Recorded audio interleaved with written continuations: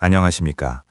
오늘 우리는 인류 문명의 여명이 밝았던 고대 근동의 방대한 세계를 조망하고 그 안에서 이스라엘이라는 독특한 영성이 어떻게 태동했는지를 깊이 있게 고찰해보고자 합니다. 화면 왼쪽에 보이는 쐐기 문자 점토판은 우리가 다룰 3000년 역사의 깊이와 무게를 상징적으로 보여줍니다. 본 강연은 고대 근동 언어와 신학의 권위자인 주원준 박사의 저서를 바탕으로 메소포타미아와 이집트라는 거대 문명의 틈바구니에서 이스라엘이 어떻게 자신들만의 고유한 신앙 체계와 정체성을 확립해 나갔는지 그 핵심적인 흐름을 요약하여 전달해 드릴 예정입니다. 단순한 역사적 사실의 나열을 넘어 고대 근동의 보편적인 문명사적 맥락 안에서 이스라엘 영성이 지니는 특수성과 그 가치를 비평적으로 분석하는 시간이 될 것입니다. 인류 최초의 문명이 남긴 지적, 영적 유산이 어떻게 오늘날 우리에게까지 이어지는 정신적 토대가 되었는지 그 장엄한 여정을 지금부터 함께 시작하시겠습니다. 우리는 흔히 역사의 시작을 그리스 문명에서 찾곤 합니다.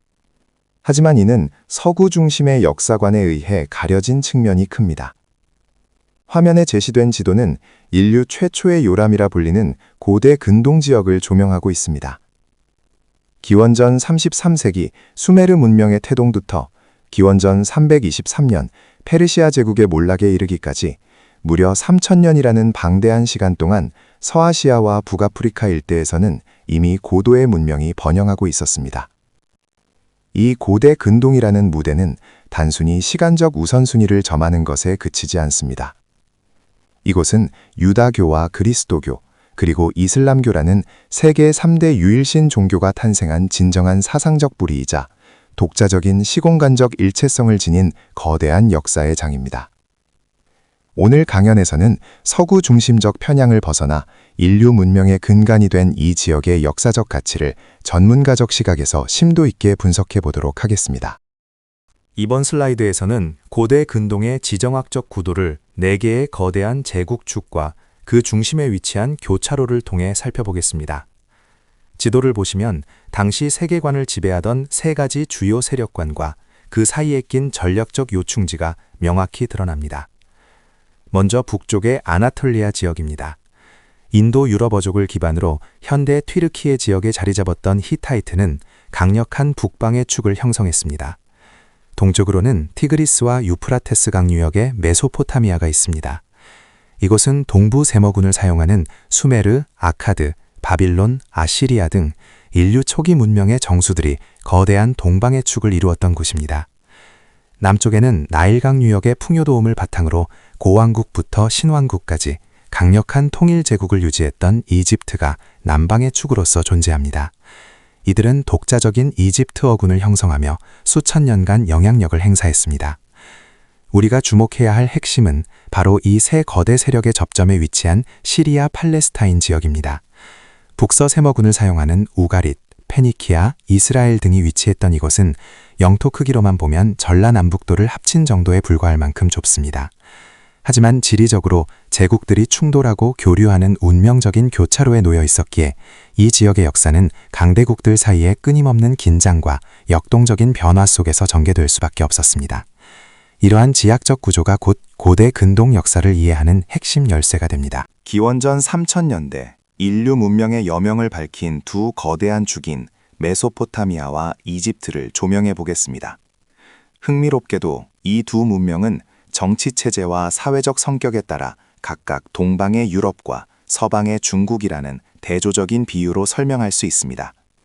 먼저 화면 좌측의 메소포타미아입니다.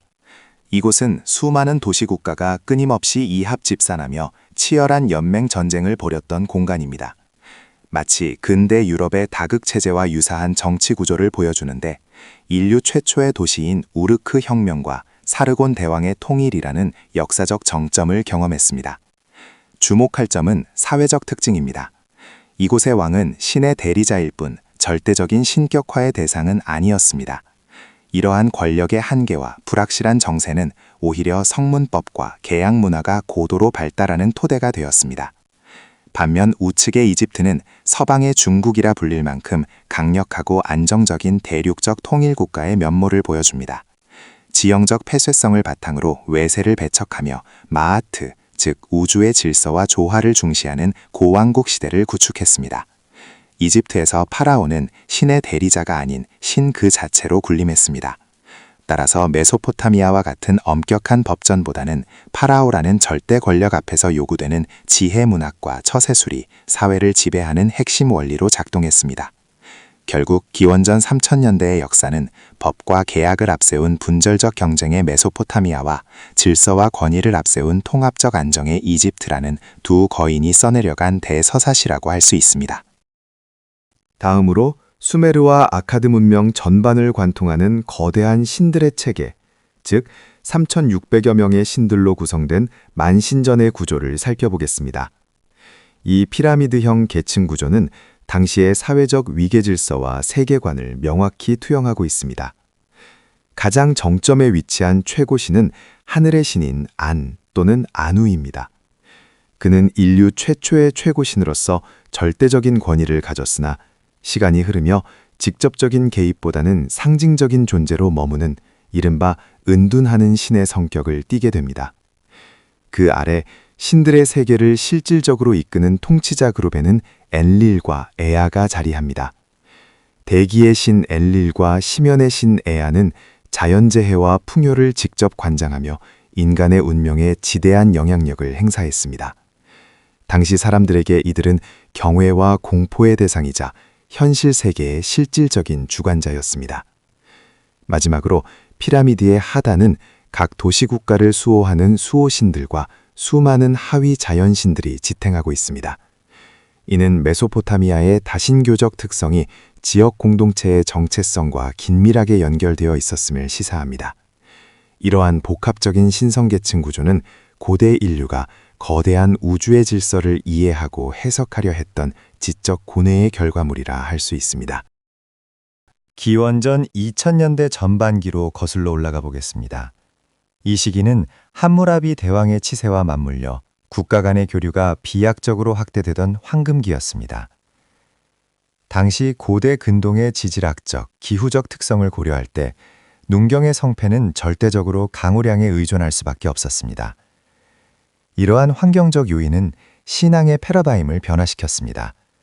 보시는 그래프의 급격한 우상향 곡선처럼 비와 바람을 관장하는 이른바 풍우신들에 대한 숭배가 대중적으로 확산되기 시작한 것입니다. 특히 아람의 하다드, 가나안의 바알, 이집트의 세트로 대표되는 폭풍의 신들은 비바람을 통해 실질적인 풍요를 보장한다는 실용적 신앙의 핵심으로 자리 잡았습니다. 이처럼 생존과 직결된 풍요의 신앙은 전 근동 세계를 장악하게 되며 이는 훗날 이스라엘이 견지하려 했던 유일신 신앙 체계에 있어 가장 강력하고도 치명적인 내부적 유혹이자 종교적 갈등의 불씨가 됩니다. 기원전 2000년대 후반, 고대 근동 세계는 거대한 문명적 전환기를 맞이합니다. 이는 단순히 특정 국가의 몰락을 넘어 기존의 국제 질서가 완전히 해체되고 새로운 역사의 틈새가 만들어지는 과정이었습니다. 첫 번째 단계는 기원전 1274년에 일어난 카데시 전투입니다. 당대 최고의 강대국이었던 이집트의 람세스 2세와 히타이트 제국이 맞붙은 이 충돌은 인류 역사상 최초의 세계대전이라 불릴 만큼 거대했습니다. 비록 평화조약으로 마무리되었으나 이 전쟁은 두 강대국의 국력을 극도로 소진시켜 고대 세계의 세력 균형을 무너뜨리는 결과를 초래했습니다. 이어지는 2단계는 기원전 1200년경 발생한 바다민족의 대대적인 침공입니다. 정체불명의 침입자들이 지중해 전역을 휩쓸면서 철기 문명의 선구자였던 히타이트 제국이 멸망했고 견고했던 청동기 문명 시스템 전반이 붕괴되는 대격변이 일어났습니다. 마지막 3단계는 이러한 문명적 진공 상태에서 일어난 역사적 탄생입니다. 제국들의 지배력이 사라진 시리아와 팔레스타인 지역에 전례 없는 정치적 공백기가 생겨났고 바로 이 역사적 틈새를 통해 이스라엘이 비로소 역사의 무대에 등장하게 됩니다. 거대 문명의 붕괴가 역설적으로 이스라엘이라는 새로운 민족 공동체가 뿌리를 내릴 수 있는 결정적인 기회를 제공한 것입니다. 기원전 1000년대의 중동 지역은 거대 제국들의 부흥과 몰락 속에서 약소국들이 처절한 생존의 시련을 겪었던 시기입니다. 화면에서 보시는 것처럼 이 시기의 역사는 새 제국의 통치 방식 변화를 통해 극명하게 드러납니다. 먼저 신아시리아 제국은 잔혹한 공포 정치와 대규모 강제 이주 정책을 통치의 근간으로 삼았습니다. 이는 피정복민의 정체성을 말살하여 반란의 싹을 자르려는 고도의 전략적 수단이었으며 그 과정에서 북이스라엘은 철저히 파괴되어 멸망에 이르게 됩니다. 이어 등장한 신바빌로니아 제국 역시 고압적인 정복 정책을 유지했습니다. 이들은 남유다를 무력으로 굴복시킨 뒤 사회 지도층과 지식인들을 바빌론으로 압송하는 이른바 바빌론 유배를 단행했습니다.